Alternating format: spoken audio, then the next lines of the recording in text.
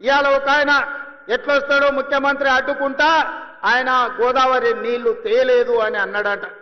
నేను ఆయనకు చెప్పదలుచుకుని పక్కనే కూతవేటు దూరం ఉంది, ఈ పక్కనే ఉన్నాడు. ఆయన ఉన్నది 3 అడుగులు, ఆయన 6 అడుగులు ఎత్తే కూర్చున్నాడట ముఖ్యమంత్రిని అడ్డుకుంటా అని. 3 అడుగులు ఆయనకు నేను ఒక మాట చెప్పదలుచుకున్నా. 3 రోజులు అవకాశం ఇస్తే గోదావరి జలాలు తుంగతుర్తి నియోజకవర్గానికి తెస్తా అని ఆయన పేపర్ల ప్రకటన చూసిన. 3 రోజులు కాదు, 10 ఏళ్లు మీకు అవకాశం ఇచ్చిండు. ఎందుకు దేవాదుల నుంచి తుంగతుర్తికి నీళ్లు తీసుకురావలేదు? గోదావరి జలాలతోని ఈ ప్రాంత భూములను ఎందుకు తడపలేదు అని నేను అడుగుతున్నా. అందుకే ఆయన చెప్పదలుచుకున్నా, అయ్యా గ్లాసులో సోడా పోసినట్టు కాదు గోదావరి జలాలు తుంగతుర్తికి తేవడం అంటే. నీకు తెలిసిన విద్య ఒక్కటే, దొరగారి ముందల చేతులు కట్టుకొని గ్లాసులో సోడా పోయడమే, కానీ నీకు తెలిసిన విద్య అంతకంటే లేదు.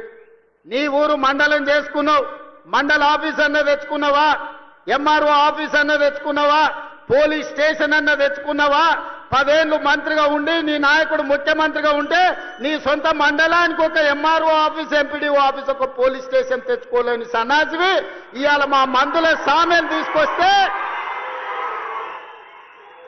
సిగ్గుతో తల ఉంచుకోవాల్సింది పోయి ముఖ్యమంత్రిని ప్రభుత్వ కార్యక్రమాన్ని అడ్డుకుంటానని ఆయన ప్రగల్భాలు పలుకుతుండు. ఏది ఒక్కసారి అడ్డుకొని చూడు, మా తుంగతుర్తి నియోజకవర్గంలో కాంగ్రెస్ పార్టీ కార్యకర్తలు చూసుకుంటారు. దా పక్కనే రామరెడ్డి దామోదర్ రెడ్డి గారు ఉన్నారు ఊరికాడ. మేమందరం ఈ వేదిక మీద ఉన్న వాళ్ళు ఎవరు అక్కర్లేరు. మా దామన్న ఒక్కడు జాడు ఈ నియోజకవర్గంలో కూర్చుంటే అడ్డుకునేటోళ్ళు ఎవరో, అడ్డం పడేటోళ్ళు ఎవరో, వాళ్ళ కథ ఏందో, వాళ్ళ కమామీస్ ఏందో దామన్ననే తేల్చగలడు. ఇవన్నీ నేను మాట్లాడగలను, కానీ ఇది అధికార కార్యక్రమం కాబట్టి ఎక్కువ తక్కువ నేను ఇంకా చెప్పదలుచుకోలేదు. విషయం నీకు అర్థమైతే అర్థమైనట్టే అని నేను ఈ వేదిక మీద నుంచి వారికి సూచన చేస్తున్నా. అందుకే మిత్రులారా, ఇవాళ తెలంగాణ రాష్ట్రంలో మీరు ఆలోచన చేయండి. 10 సంవత్సరాలు పరిపాలన చేసిండ్రు. ఏనాడైనా పేదవాడికి రేషన్ కార్డు ఇవ్వాలన్న ఆలోచన వచ్చిందా? పేదవాడికి సన్న బియ్యంతో బుక్కెడు బువ్వ పెట్టాలన్న ఆలోచన ఎప్పుడైనా చేసిండ్రా? ఇవాళ 10 ఏళ్లలో మీరు ఇవ్వని రేషన్ కార్డు, లక్షల కొద్ది రేషన్ కార్డు మేము ఇస్తున్నాం.